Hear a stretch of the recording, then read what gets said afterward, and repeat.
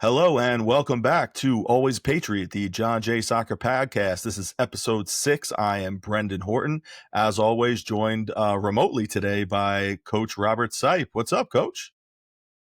How you doing, Coach? I'm on the road this evening, but still happy to join you. Happy we could still do this. That's dedication, man. Dedication, bringing the whole podcast, set up on the road with you, and recording tonight after the Gold Cup final.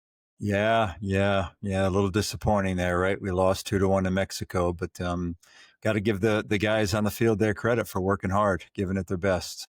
Yeah, well, so interestingly enough, I figured that your first comment would be that 2 of the 3 goals were scored on set pieces as a result of fouls that were committed, one for each side, including the game winner. Both iffy, the first goal for the U.S., they weren't sure initially if it crossed the line, and then they weren't sure if the final goal was offsides. But again, just as a message to our players, fouls can be incredibly detrimental and allowing teams set pieces.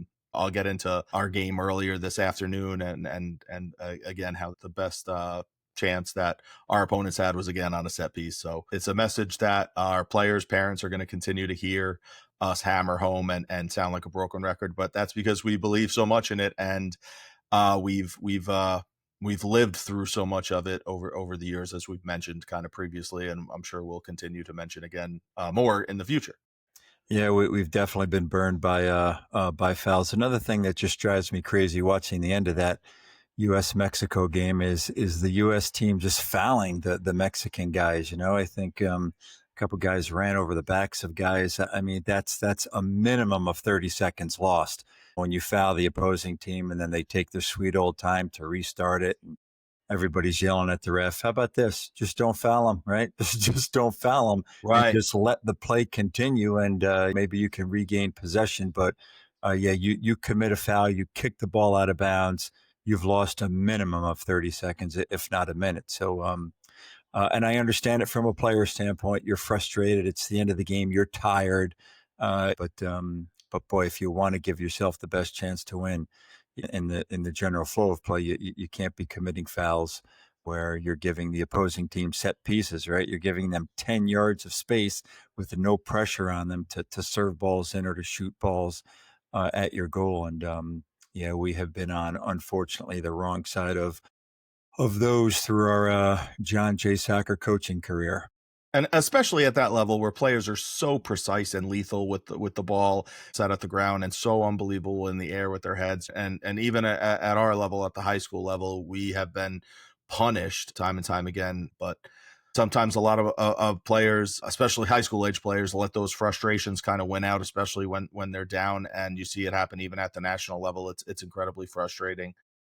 It's frustrating to watch. And it's one of the things where you and I have one take watching it, but I think like a casual fan who's watching that is probably very, very much turned off by it as well. And it can't be very interesting or engaging to watch as a casual fan. So I don't know. Yeah, I'm with you. And our players are at least people that have followed us know how we feel about fouls. We just want the guys to play. And when I watch the U.S. soccer team, I want them to play too. And yeah, frustrating that the game winning goal given up by us was off of a foul, and then again late, just trying to come back. I mean, there's 7 minutes of extra time. You got to try to use all 7 of those minutes. You can't let the opposing team take their sweet old time on throw-ins or corner kicks or set pieces. So you got to keep the ball in play. You got to force it inside, right? You can't let them go to the sideline. You can't let them go to the flag. And it's risky, but I mean, you have to do it because time at that point is the most valuable thing. And you just got to keep that ball in play and hope that you can win it and counter. And the U.S. did get a couple of chances at injury time, but. And you always do, right? Like, no, I Yeah. feel like you always are going to get your chances because you're really kind of selling out in attack and to press forward. You're not really weighing the pros and cons and the upside and downside. You're really just selling out to try and get a goal. And invariably, at times, you're going to break through and get chances, and you just have to hope that you can stick one in the back of the net. But it's very frustrating watching the best players in our nation react the same way that the high school players that we coach do. I feel like I'm not sure if I should feel that maybe I shouldn't be so hard on our guys because they're doing the same thing, or should I be just incredibly disappointed in our national team's players for not being able to kind of be composed? I think a little bit of both, right? I think sometimes we are a little too tough on our guys, but then also you're the best players in the country. They've got to do a better job. So let's move on to our week of soccer, Coach. What did we have first this week? We had Wednesday where we were at Ossining. Was that the day before? 2 days before 4th of 4th of July, July. right? Yep. Yeah. So July 2nd on Wednesday, July 2nd, we were at Ossining for a 4:15 game. Man, it was hot, right? And we were playing Brutal. against the Ossining A team, and we only had one sub for the game, right? Yeah, very tough. Yeah, so not an easy situation when you're in a 4:15 afternoon game at Ossining High School against the Ossining A varsity team there, with only one sub for us, and we went down in the first half 2-0, right? But again, like we've been talking about, really want to give a lot of credit to our guys who. During the water break that we had in the middle of the first half, and then at halftime, really are very receptive to listening to our thoughts and what we've got for them. And I felt one of the big things was Ossining had a lot of possession in that first half. And I feel like it was very similar to the U.S. tonight. Midway through that first half, Mexico had a lot of possession, and when Ossining had a lot of possession, we just kept backing up and backing up and backing up and allowing them to change the ball from one side of the field to the other. And when it's hot like that and you've only got one sub, that is a recipe for disaster, right? Yeah, our guys were doing a whole lot of running defensively, and a lot of it was kind of unnecessary running due to just kind of chasing the ball aimlessly or running around like chickens with their heads cut off. And I thought that, like you said, in that water break and then at halftime, the big conversation piece that you had with them was about defending more intelligently and more organized and really simplifying the roles that you wanted each player to do. Like our center forward, this is your role when they're in their defensive third or in the middle third of the field. All right, here are what we want our attacking mids to do. This is what you need to do first and foremost. And we can kind of branch off of that, but really outlining exactly, I want you to do this. I want you to do this. And let's try and kind of shrink this space so that we don't have to waste so much or exert so much energy defensively. And they responded. They did really well. I mean, we came back and tied the game 2-2, and really had the better of the play in the second half after really being outplayed for the first 30 minutes of the game. Yeah, they definitely, Ossining had much better of the play in that first half. They had the two goals. They had much more possession. And that is what we said to them at halftime, right? Guys, you're working too hard. And they're looking at us like, what? We're down 2-0. Yeah. What do you mean we're working too hard? But that they were just running all over the place with no organization defensively. And I thought at halftime we talked to them and they did such a better job in the second half. To me, I saw it right on the opening kickoff where Ossining had the opening kickoff for the second half, and immediately our center forward had locked it to one side, and our two attacking center mids stepped up and would not allow them to change the point of attack. And that was right in front of us. Their right back was right in front of our bench, and the ball on the kickoff went back to the right back. So we had a great look at it, and we just locked them in, and we would not let them change the point of the attack.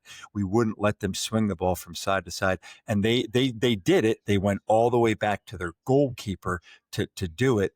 And that told me right away, like, wow, that these guys are listening to us and they're responding and they're taking, those tactics right onto the field immediately. And a ton of credit to our guys, because a lot of times, no matter how talented players are, no matter how together players are, no matter how, often they've been coached by us, it's tough to go from just a 5-minute halftime discussion to immediately seeing results on the field. But sometimes you need, practices. You got to sort of walk through stuff out there with the guys. But not our guys, not this summer. I mean, they immediately put that into action. And I think I had said to you on the bench, look at that. They had to go all the way back to their goalkeeper to change the point of the attack. And that just gives us time just to slide over, right? But if they're going through the middle of the field, if they're going through their center mids to change the point of the attack, man, we're sprinting from side to side. And just the entire second half, we just did such a good job of any time they wanted to go through the middle or anytime they wanted to change the point of the attack, we had guys in there defensively that were just locking them to one side of the field and made it really difficult for them to do it. And eventually they would try to play the ball through the middle, and we would just pick it off, right? And it was just turnover after turnover. And it was really gratifying for us on the sideline to see how frustrated the Ossining players were in that second half, right? They were so upset with themselves and with their teammates for constantly turning the ball over. But the reality is we were forcing those turnovers. Where in that first half, we were just letting them pass the ball wherever the heck they wanted to pass it. Yeah, we were very reactionary in that first half, and it was like, well, they would swing the ball and we would chase, and then they would play through the middle and we would chase, and it really went from us kind of having play dictated on us to really dictating play, and it's really tough to do when you don't have the ball, right? It's when you have the ball, you can kind of dictate what happens. But I thought in that second half we really dictated play and really disrupted what they were trying to do, and it's kind of a testament to how, especially with the high school player, when you disrupt what they're trying to do, it becomes often very difficult for them to kind of come up with a plan B or C. And we started winning the ball in just great circumstances. We started winning the ball in the middle third, in our attacking third, with players running towards their goal, and we were able to kind of make things happen. And even though we ended up with a 2-2 draw, we had chances. We had really good combinations and really good just quality play. It was so much better. And we've preached to the guys for years that the better you defend there and the better circumstance you win the ball in, it's going to help you in attack because you don't have to build through the whole field, or they've expanded the field to try to make it big. And when you win it, you can make things happen before they're able to try and condense and shrink that space. And I think that we saw that in that 30-40 minutes so clearly. Yeah. Credit to the players on our team who were locking the ball to one side and sort of dictating where Ossining was going to be able to dribble or pass the ball, but also credit to the players back and behind. And we had talked to them about this at halftime. Credit to the players back and behind who had read the pressuring player and where they were forcing Ossining to play. And then we just flooded those areas, and those balls predictably came in, and we were able to win it and immediately counter in transition. But can I be honest with you, Coach? It's halftime. You and I are sweating bullets. We've only got one sub. Ossining had completely dominated us in that first half. There was no way, if you gave me truth serum, I would have thought that we would have come back to tie that game. No way in the world. Just a ton of credit to our players that just completely flipped the script. Ossining had completely dominated that first half, and we completely dominated the second half. It was really awesome to see. Yeah, it was, and I'm the same way. Like I thought we would have been more likely to lose 4-0 than tied it 2-2 after that first half. But the players didn't know that, and you came out in halftime talking to them and really directing and trying to have them understand what we're trying to do and what we can improve. And it's a reminder to me that you're really never more than one or two small little tweaks away from really potentially changing the direction of the game and the way things are going, because the whole game changed. And it wasn't like they had different personnel or anything like that, but it was almost like two completely different games. And to be able to take a very brief 5-minute halftime when our guys are shot because it's 90 some odd degrees and humid as all could be, and we have one sub that we're trying to kind of rotate in to give guys a blow, is awesome, and a huge credit to them. And a huge credit also to when we've had years where we're able to put that pressure and dictate things in the middle and final third of the field and force kind of players to play long, and then we're unable to win the ball. Our guys in the back have done a great job at winning the ball when we force teams to play direct or play long or not do what they really want to do in their build up. Yeah, you know what that Ossining game reminded me of? Quick story for you. Dan Belfi, you remember Dan Belfi, right? You played with Dan Belfi, and Dan was my assistant coach and JV coach back maybe 2009. 2010, 2011. Well, we were in the section finals. I believe it was the 2010 season, and I don't know why I'm thinking of this, but this Ossining game completely reminded me of the 2010 section final game. I believe it was played at SUNY Purchase, and we were playing Scarsdale. We were the 2 seed. Scarsdale was the 1 seed. In the first half, Scarsdale, just like Ossining, completely dominated us. I mean, swinging the ball from one side of the field to the other. I had this kid, Joe Cirillo, who went on to become a Navy SEAL, just a fantastic athlete. He's just chasing the ball all over the place. And at halftime, again, Scarsdale completely dominated us. And just before halftime, Dan and I are talking about what we're going to do. And we were both looking at each other like, man, this team is just, Scarsdale's so much better than us. I mean, they just have all kinds of possession. But I felt like in 2010, like in this Ossining game on Wednesday, that our players were just backing up so much and just allowing them to have so much possession and allowing them to change the ball from one side to the other. So I remember saying to Dan right before the halftime whistle blew, I said, you know what, I think we're going to go with 3 forwards. And he looks at me like I'm crazy. He's like, are you nuts? You go with 3 forwards. We're going to lose this game 10-0. We're going to be embarrassed. But I said to him, I just think we need to push players up, and we cannot allow them to swing that ball from one side to the other because they're running us all over the field and they are just completely dominating things. And I didn't know if it was going to, it didn't work. Long story short, we lost the game 1-0, but it did work because remember, even at halftime, talking to the team about it, and the team is looking at me kind of like Dan was looking at me like, are you nuts? This team is destroying us. And your answer, I don't know. I can't remember the formation we were playing, but we probably played with 1 or 2 forwards. And my answer was, let's go with 3 forwards. The guys were like, are you crazy, Seipp? They didn't say that, but I'm guessing that that's what they thought. But it worked, Coach. I mean, we pushed up, and we just put those Scarsdale backs under pressure and didn't allow them to change it from one side to the other, and completely flipped the game. And we were all over them in the second half. Lost the game 1-0, but just an indication of, like you say, you're never more than just a couple tweaks away from really changing what's happening in terms of possession and what's happening in terms of who's dominating the game.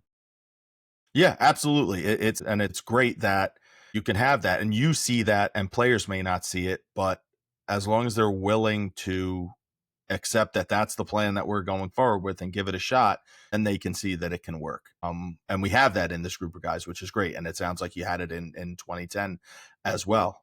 Yeah, I think we've always got players, right, that are very athletic and that are willing to step up and put guys under pressure. And whenever you give, I say this to the guys all the time, you give me 5 or 10 seconds, I'm going to look like Pele on the field. But you put me under pressure, all of a sudden it becomes a different story. And I just thought in that Ossining game, we just gave them so much time in that first half. And then in the second half, we didn't. We got up in their grid a little bit. We forced them to one side of the field and said, okay, you could keep the ball, but you're going to have to play the ball, in this direction. And then the guys back behind that pressure, flooded those areas, where they were anticipating the ball was going to go. And before you knew it, we were picking off pass after pass and encountering and getting some really good chances that resulted in us getting 2 goals. And we almost won the game, right? We almost scored that 3rd goal to win that Ossining game. Yeah. And go ahead. Just regardless of what the final score and the result was, it was just so good. I know, we both felt really good leaving that game, that, we were able to get that kind of change in the middle of a game and have them show some growth and progress that will definitely be beneficial in the fall. So true. So true. So then after that Wednesday game, we had a nice 4th of July celebration. So happy birthday to America, right? 49 years. Next year is going to be a big one, right? A big one. Yeah, for sure. The big 250. You were at my big 50 party, right, Coach? Yeah. Right. Yes, I was. Right. I was, but no, 200 more is a long way to go. That's true, but 4 more to my big 60. You coming to my big 60 party? I wouldn't miss it for the world. Good man. Good man. Right. I wouldn't miss it for the world. I'll be there. So speaking of missing things, I missed this Sunday's game, right? At Lakeland against Byram Hills, 4:00. Again, a hot game. I'm in Boston with Austin. Austin went 3 for 4 today. Reached base all 4 times actually, because the one time he got out, there was an error on the shortstop. But talk to me about this Byram Hills game at Lakeland. Good. So just like when we played Ossining, it was brutally hot and humid today. I think it was like 93, but it felt so hot out on the field. We had 14 players, so we had 3 subs, basically 1 sub at each level, in the back, in the middle, and up top. And Byram Hills had no subs, so it was one of those games where we were both missing players on both sides, and But I was really happy with how we played. We ended up with a 1-1 draw. We went down 1-0 in the second half. We had just a mistake in the back where a ball was played in to our last player, and he just received it and just took too long and too many touches, tried to beat the forward that was running at him and lost the ball, and they just stuck it in the back of that, just a very easy goal. And I was happy that we responded well. We didn't panic. We didn't lose composure. We didn't start playing kickball. We continued to play. We were really able to dictate pace and dominate possession in the midfield. And we ended up getting a goal with, 4 or 5 minutes left in the game on a throw-in that we were able to get into a dangerous area and just jostle around in the chaos and stick in the back of the net. So neither of the goals was a stunner that will make SportsCenter top 10, but it was a pretty evenly played match. Byram Hills is always good. They were in the state finals last year. They graduated a lot of guys, but it was good. It was good to see Matty Allen, and really good again to see that progress. Going into the game, I spoke to the players beforehand about just how happy I was with how we had played on against Ossining. I said to them, for those who were there, we really, I thought, made some good progress. Defensively, tactically, in roles and understanding and what you're looking for and kind of triggers that you're looking for, and I wanted to build on that today, and I thought that we did. I thought that the players that we had playing up high as our target player did a really nice job cutting the field in half. I thought that our attacking mids did a great job at isolating their defensive mids and trying to make sure that they were not an easy outlet. When they were able to get the ball wide, we were able to hold it there. And our midfielders ended up winning a ton of balls and again, putting us in good spots. So I left very, very happy. Again, despite the 1-1 result, there were some really, really good takeaways in that game. And I know we last week or the week before we shouted out Michael Versace for playing center back. He ended up playing defensive mid today because again we were a little shorthanded there in the middle. He played fantastic. He really defended well, controlled the game well, and was a real valuable asset. So it's been really good to see him play this summer and play well. He was on our varsity team last year, and playing time is a little sporadic, but he's really, like you had said, I think previously, he's coming very fit. He's playing faster. He's defending. He took all the things that we had probably identified as areas in need of improvement, and he's improved on them. And it's really, really shining through from my perspective. That's awesome. That's awesome to hear. Michael is such a good kid, right? The long throwing that he has, right? We utilized that long throwing last year from him. Landon Seipp also had a long throwing last year. So always nice to see guys have that have little things that they can do to really affect the game. So nice to see us get the equalizer from Michael throwing that ball in. And yeah, for him to play these different positions, I think we're going to try to use him out wide during the season just because of his fitness. He's one of the fittest players on our team, but to be able to play center back for us and then to be able to play CDM and then also to make that final equalizing goal happen. And can I also just say to get an equalizer against Byram, I don't care how many guys they graduated. Matty Allen's on that sideline. They defend like one of the best teams in the section. Yeah, right? they have just always been such a good defensive team. So for our guys to be able to break through being down 1-0 with a couple minutes to go and score the equalizer, really impressive, Coach. Really is. Yeah, they always are so organized defensively. I'll never forget. Probably, I don't know, 6-7 years ago, we went down there for a scrimmage. And Connor Fulton, who coached with us last year, was our center back. And at that time, Maddie's team was defending entirely in their own half. Like, they did not chase. They really sunk back. And I'll remember Connor Fulton getting the ball on like a goal kick and having like 40 yards of space in front of him and looking at like, what do I do? And we were like, well, carry the ball, go, you know what I mean? Go. And it's because it was so different than anything that we had kind of seen previously, or probably that they had seen. And it sticks out in my mind as just like, when you're a center back and you get a ball on a goal kick and the closest defender's 40 yards away from you and they sunk back and defended. And they didn't do that today, but they are always so organized and disciplined defensively. Matt does such a great job. I'd love to know his secret to getting them to do that or watch a session or something.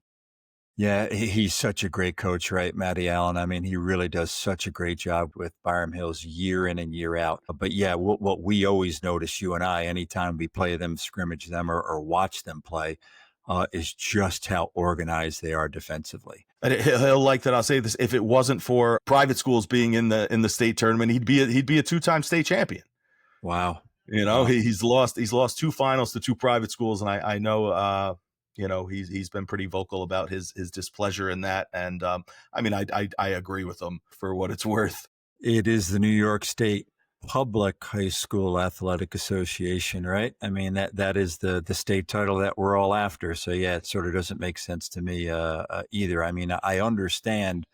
You have some Catholic schools at some time, or private schools. They don't have to be Catholic, but private schools, and travel is always an issue, right? So during the season, you definitely want to stay close to home. But once that postseason rolls around, I never understood why they're allowed to compete in sectionals and in that state tournament. They should have their own sectional or state tournament. And it seems Yeah, like Austin has a couple of guys on his baseball team that go to Iona Prep. They're not involved in the New York State Public High School Athletic Association. So I don't understand why all the private schools can't just compete for a private school championship. But Matty Allen is, much more,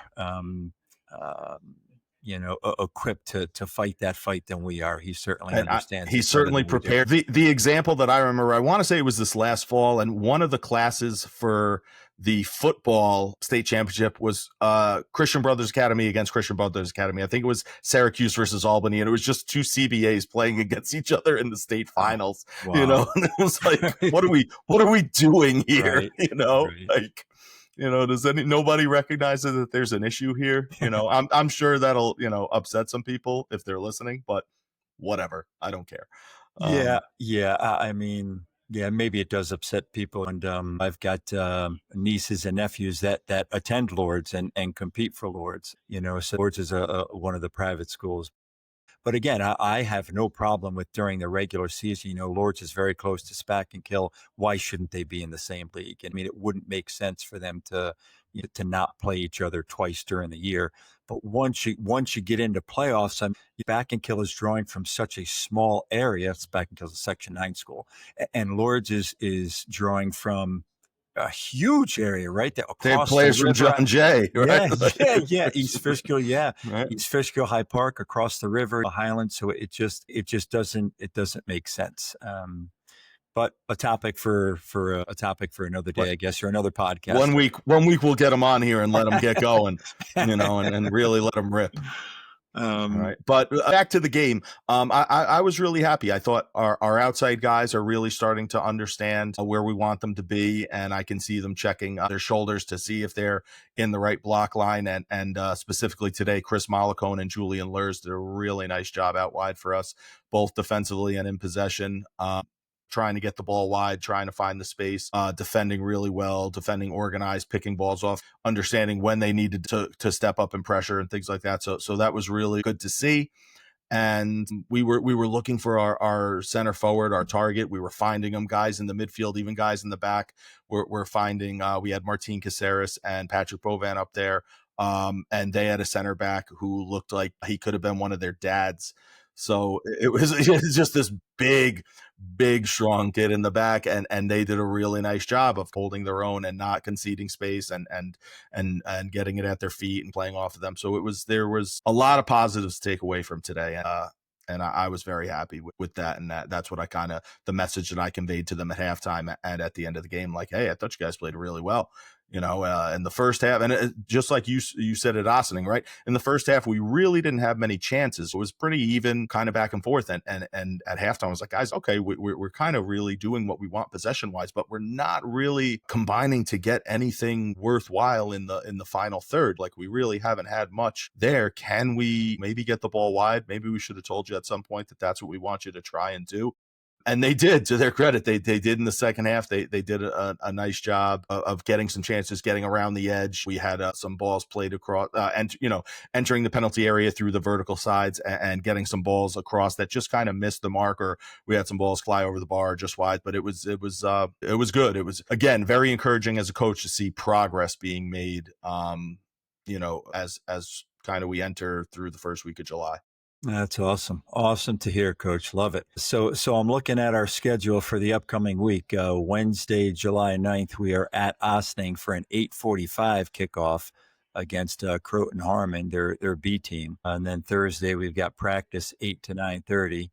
And then Friday, July 11th, we're back down at Ossining for a 7:30 kickoff against Fox Lane. So hoping that Austin and I will be back for that practice on the 10th and the game on the 11th. But talk to me. You got any plans drawn up maybe for that Thursday evening practice other than fitness? I know Yeah, fitness I is our big focus.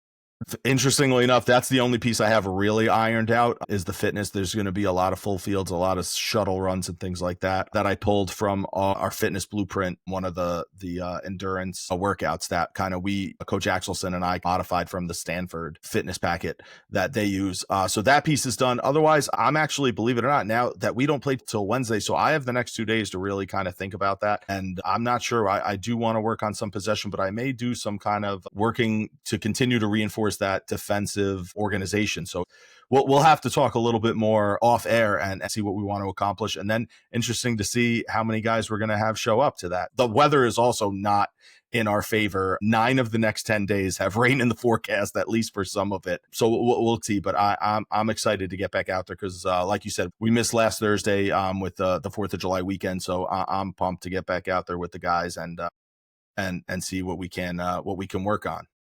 Yeah, it's always nice to have those practices, right? Like we talked about, it's difficult at halftime to, especially in the summer league, they only give you 4 or 5 minutes at halftime. So by the time the guys come off and get their water, there's only really a couple minutes that we have to talk to the guys, and it's so difficult to put it in words and then have those guys go out there and perform it on the field. So always nice to get those practices. And so hopefully the weather holds out for us, and hopefully we can get a good practice in Thursday, July 10th. The beauty of having a turf field, right? It wasn't Yeah. always that way at John Jay, but No, it was. and thanks to all the voters out there, right, who voted to pass the budget. Now we'll have a second turf field in a year or two, which will just be awesome. Just give us the opportunity really not only to play all of our games on turf at John Jay, but to be able to practice primarily on turf as well, right? Right now during the fall season, we only really get one or two practices a week on that turf field.